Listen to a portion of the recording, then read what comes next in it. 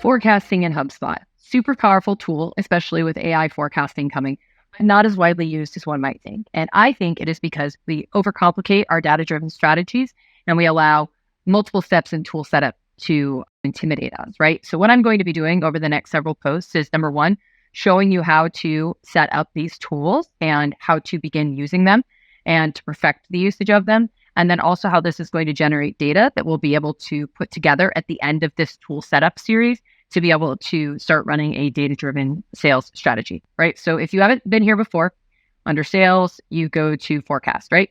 So it's right under deals. And let's take a look at this first of all, right? So we have our forecast here. So we can see the goal, our closed one, our gap, and our forecast submission, right? And then we're seeing this based on a specific pipeline because here I'm saying that we're looking at a specific pipeline, right?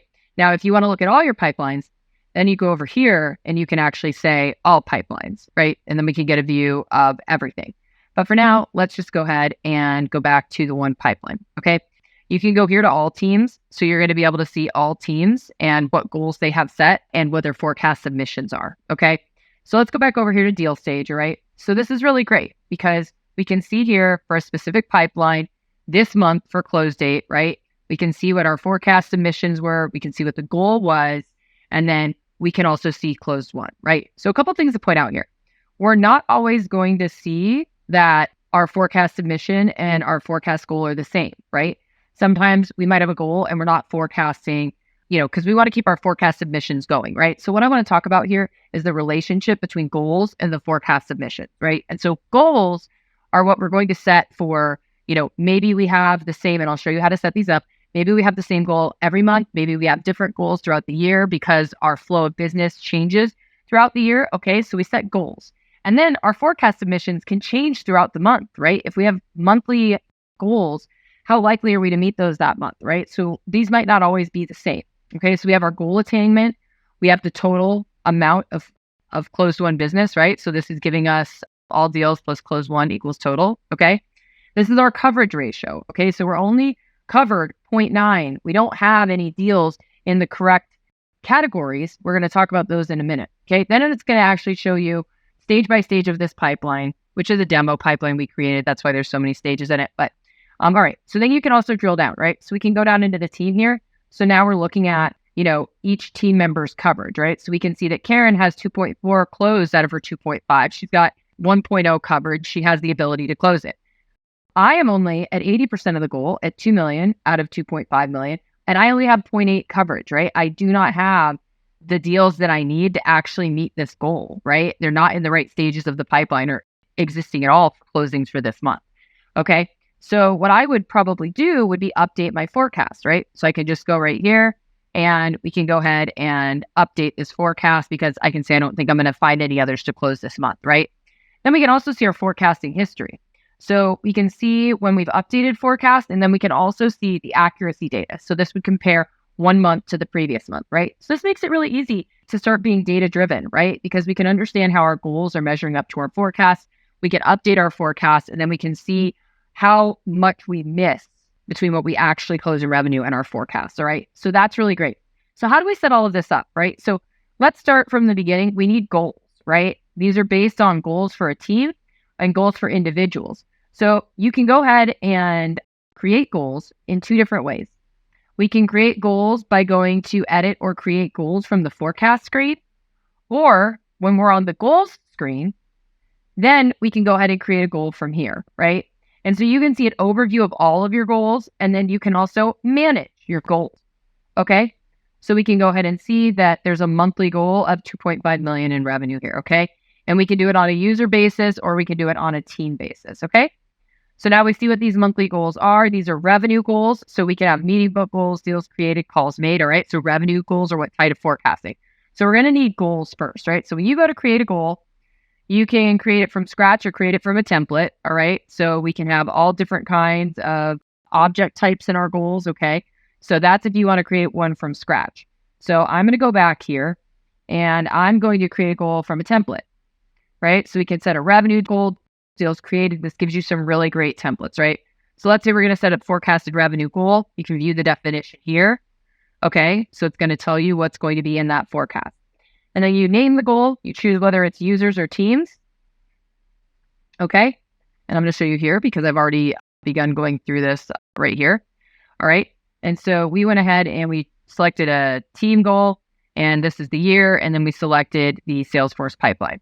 So now if we look here, we can see that we have this pipeline for the dream team. And then we could take a target and just apply it across all of the months, right? So we could go ahead and put something in each month.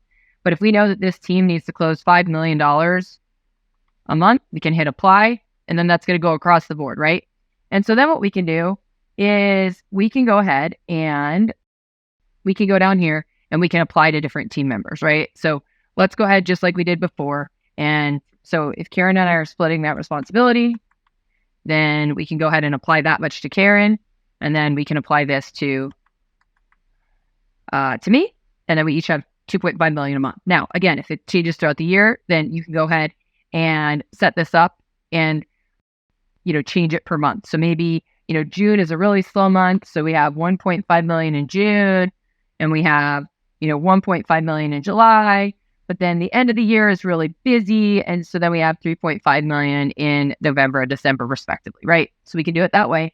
And now we can choose what notifications we want. And there we go. Now we can go to goals, and we're going to see all of these goals, right? And that you can also let users set their own goals, et cetera, et cetera. All right. So now we're able to see how we're performing in those forecast goals. Now we need to set up our forecast categories, right? So this is what's going to determine whether it looks like we're going to meet our forecasting requirements or not. Okay. And so this is where, and we can dig in by user as well, right? So we can get into just Karen and look at her pipeline, best case, and commit. Okay. And so, because I just added another goal. So now her amount's gone up to 5 million, right? So that's why we see that she's at 0.5 when she was at 1.0 earlier, is because I just added another goal of 2.5 million. And her forecast submission is only 2.5 million out of the 5 million, okay, because I had set that earlier as well. All right, so what we'll do is you select the pipeline, right? So you go over to settings, to forecast in settings, okay? So then what we're going to do, it's under sales and forecasting, is we're going to decide which deal stage is going to pipeline, which deal is going to best case, and which deal is going to commit, right? Or which stages. And you can set this per pipeline. So now once you've done this, now that's where you're going to get the best case, the commit, and the pipeline, right? And this is the total that she has. So, right, this is your close. And then outside of that, right, this is what's left before closed one, would be the commit stages, the best case, and the pipeline. So if we go back here, we can go ahead and drop into mine, and we're going to see that, again, we have no deals in these other stages with the correct close date. And so I don't have the proper coverage. So kind of rolling all this up, or summing all of this up, right? So we have a lot of information. This is a great first step to having a data-driven sales strategy. We need to set our teams. And then within the teams, we need to set goals. And then we need to have forecast submissions. Forecast submissions can be updated multiple times in a month. We're going to see how we're doing per pipeline on moving towards our goals. And then we're also going to be able to go in and take a look at the categories here. And this is where we're going to be able to see our pipeline, best case, and commit, and how likely it is that we're going to meet these. So we set up our forecasting categories in settings, we set up our teams in settings, and then we set up our goals. And these goals, which we can use templates to set up, are going to feed into these forecasting reports. We can go in, we can see forecasting history and all of that fun stuff. Okay. So let me know if you have any questions, and happy forecast building.